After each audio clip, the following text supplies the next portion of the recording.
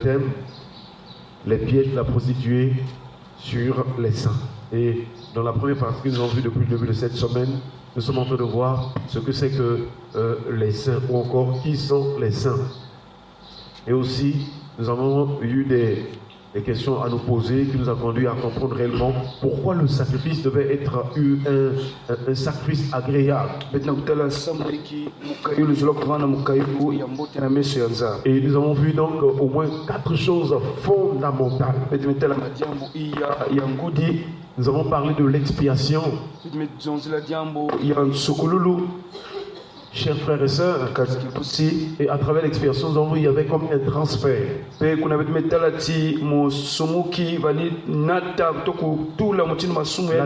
où la souffrance du péché était comme transférée sur l'animal. Nous avons vu aussi le rachat. Et nous avons vu aussi le dépouillement et le feu. L'animal devait être brûlé au feu. Et ce matin, nous voulons continuer pour voir une autre question. Qu'est-ce qu'un animal sans défaut? Et pourquoi? Dieu disait à Israël d'offrir un animal. Mais Dieu donne les conditions, encore les caractéristiques de cet animal. Et toujours dans Lévitique chapitre 1, nous voyons déjà le premier type de sacrifice. Nous sommes au verset 3, il est écrit. Lévitique chapitre 1, le verset 3. Si on offre, ou si son offrande était un holocauste de gros bétail, il offrira un mâle sans défaut. Il l'offrira à l'entrée de la tente d'assignation, devant l'Éternel, pour obtenir sa faveur. Nous l'avons déjà rappelé que le but aussi des offrandes de sacrifice, c'est pour obtenir la faveur de Dieu. Voilà pourquoi Jésus s'est offert comme sacrifice pour que nous obtenions la faveur de Dieu. Et aussi en Christ, nous avons reçu une rédemption éternelle.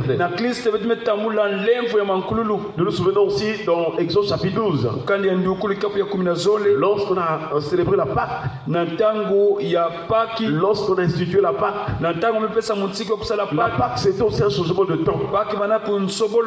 C'était aussi comme l'action de passer sur une autre étape. La Pâque c'est l'image de la délivrance.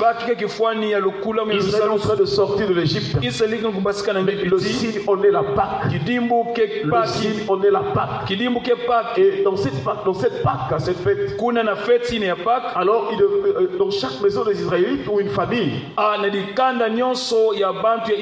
on devait vraiment immoler un agneau. Et là aussi, on appréciait que l'agneau devait être sans défaut. L'agneau devait être un mâle, pas une femelle. Et aussi âgé d'un an. Or, pour un animal âgé d'un an, ça veut dire que c'est un animal qui atteint presque sa maturité. Chers frères et sœurs, et nous savons que si l'ancienne alliance était basée sur des biens visibles, dans la nouvelle alliance, Dieu veut nous enseigner les choses spirituelles. Et donc dans ce texte de Lévitique 1, le chapitre 1, verset 3, que nous le lisons, il y a au moins 3 éléments que nous avons retenus. Nous avons retenu que ça devait être une offrande. Et ça devait être un mâle sans défaut. Donc une offrande, un mâle et puis sans défaut. Tous ces éléments répondent à l'œuvre de Christ. C'est vrai que dans l'ancienne alliance c'était un animal. Mais Dieu nous préparait un sacrifice parfait à vivre. Le sacrifice parfait de la personne de Jésus. Chers frères et sœurs, nous voyons donc qu'à travers le sacrifice, notre relation avec Dieu va être réconciliée. Notre communion avec Dieu va être réconciliée. Et ce que nous avons perdu avec le premier Adam, le Seigneur Dieu notre Père nous en donne dans la personne de Jésus. Et si du moins tu acceptes que tu reçoives Jésus-Christ comme Seigneur et Sauveur, si tu le reçois comme ton Sauveur, si tu reconnais que celui qui est mort pour toi à la croix, si tu reconnais qu'il a pris ta place, là où tu étais condamné, Jésus est arrivé et au moins de son esprit, il t'a délivré de toute condamnation. Est-ce qu'on va acclamer le Seigneur? Chers frères et sœurs, premièrement, c'est que lorsqu'on va offrir, ça devait être une offrande. Nous voyons aussi que Jésus s'est offert. Il a accepté de s'offrir à la croix. Il a accepté de se sacrifier. Il a accepté de souffrir à notre place.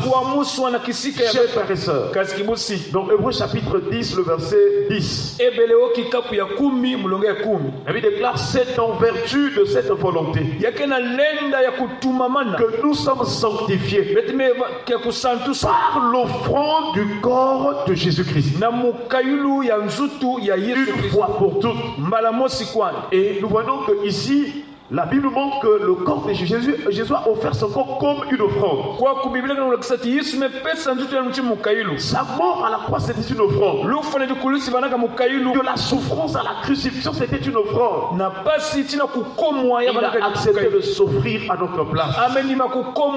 Et lui aussi, il a accepté de se faire victime propitiatoire et expiatoire.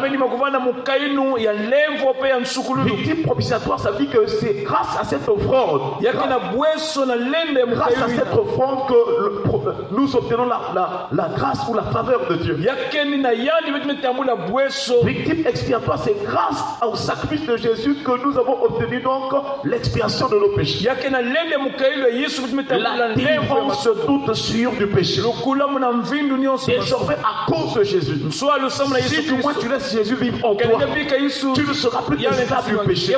Tu ne seras plus obligé de pécher. Et la puissance de l'Esprit de Jésus, en agissant en toi, va neutraliser la loi du péché et de la mort. C'est ainsi qu'une personne qui est baptisée du Saint-Esprit ne peut pas vivre volontairement dans le péché. Il peut être tenté. Il peut être tenté.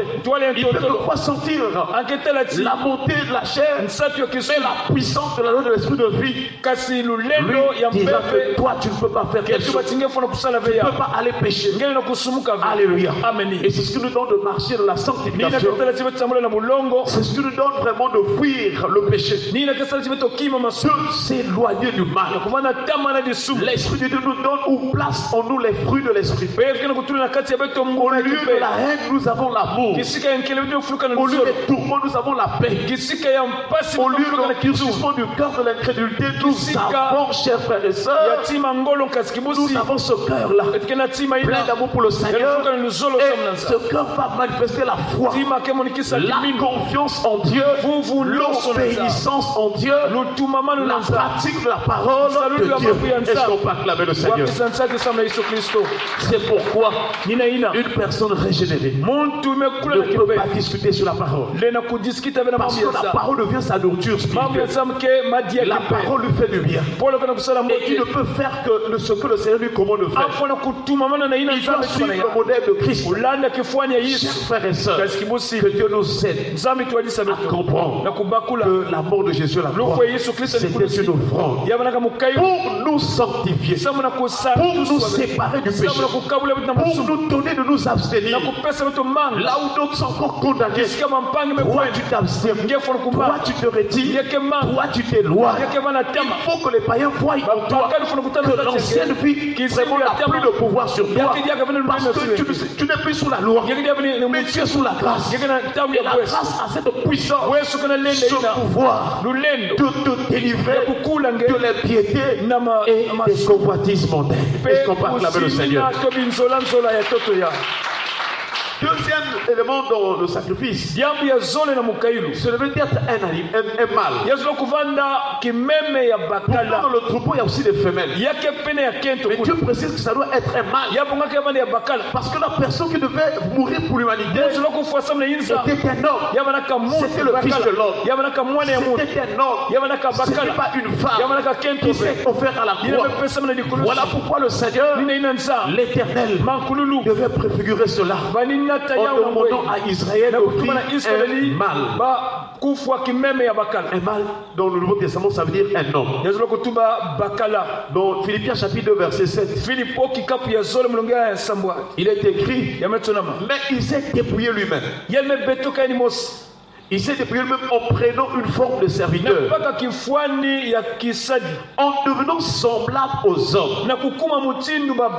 Et il a apparu comme un simple homme, c'est-à-dire un vrai homme qui pouvait souffrir dans sa chair. Oui, chers frères et sœurs, vous voyez bien ce texte. La Bible dit que mais il s'est dépouillé lui-même. Il a accepté de perdre momentanément la gloire, l'attention de la divinité qui lui permettait à ce qu'il ne puisse pas vivre la souffrance comme les hommes. Et dans Jean chapitre 17, il rappelle cela. Glorifie ton fils de la gloire qu'il avait lorsqu'il était auprès de toi, Père. C'est ce que le Seigneur fait comme prière. Il dit, Père, glorifie ton fils. C'est qu'il avait accepté de se dépouiller de cette gloire. Et il a dit, en prenant une forme de serviteur, il a accepté de devenir faible. Lui qui est Dieu, en devenant semblable aux hommes. Cela veut dire qu'avant que Jésus ne naisse de Marie, il n'était pas semblable aux hommes. Il est Dieu. Il a la forme divine. C'est pas Paul rappelle, existant en forme de Dieu. Il n'a point regardé son égalité avec Dieu comme une proie arrachée. C'est lorsque Jésus a parlé avec le Père. Il dit que puisque tu n'as voulu ni sacrifice ni offrande, là dans le ciel, Jésus accepte de sortir du ciel, de sortir du sein de Dieu pour accepter un corps, pour se revêtir d'un corps. La parole en train de sortir du Père pour se faire chair. Est-ce qu'on peut acclamer le Seigneur? Chers frères et sœurs, Jésus donc s'est dépouillé et il a accepté de devenir un homme. Là, il est en train de répondre aux critères du sacrifice ou de l'offrande qui devait être un mâle. Et le troisième élément, c'est que ce mâle devait être sans défaut. Qu'est-ce que veut dire sans défaut? Ça veut dire tout simplement sans péché. Est-ce qu'on peut acclamer le Seigneur? Aujourd'hui, nous avons des fausses doctrines disant que Jésus avait des péchés, il avait des femmes. Il avait mené une mauvaise vie. Et ces hérétiques-là, ces fils du malin-là, quelquefois, ils cherchent des passages dans la Bible. Quand ils n'en trouvent pas, ils craignent. Et certains ont dit que non, pourquoi la Bible ne parle pas de la vie de Jésus entre 13 ans et 29 ans? Pourquoi on parle de Jésus qu'à 12 ans et ensuite à 30 ans? Et ils ont commencé à dire que c'est à cette période-là que Jésus avait une mauvaise vie. Que donc la Bible a caché cela. J'aimerais nous rappeler que Jésus était sans péché. Parce qu'il était venu pour sauver les pécheurs. Il ne devait pas avoir le péché en lui. Sinon lui-même, lorsqu'il s'approchait du Père, il aurait d'abord offert un sacrifice pour son péché, comme les sacrificateurs le faisaient l'ancienne alliance. Ils offraient d'abord les sacrifices pour eux-mêmes à cause de leur péché. Ils étaient sujets à faiblesse. Mais Jésus, c'est ce que l'auteur de l'Épître d'Hébreux nous rappelle. Hébreux chapitre 7, le verset 26. Il nous convenait en effet d'avoir un souverain sacrificateur comme lui, saint, innocent, sans tache, séparé des pécheurs et plus élevé que les cieux. Est-ce qu'on parle de le Seigneur? Jésus a été tenté, Yesu mais il n'a point commis de péché. kusumuka kave. Jésus a été tenté comme nous en toutes choses, Tontolo manaka na ntira ya. mais il n'a pas commis de péché. Kasi yani bwaka na Yesu mu. Voilà pourquoi c'est lui qui était en droit de sauver les pécheurs. Yani mtu manaka na lenda kuvukisa misumuki. Ce n'est que son enfant qui devait répondre aux exigences de Dieu. Kaka mukaili ya nzutu yani bonga Parce kana kupesa kiasi na nzutu.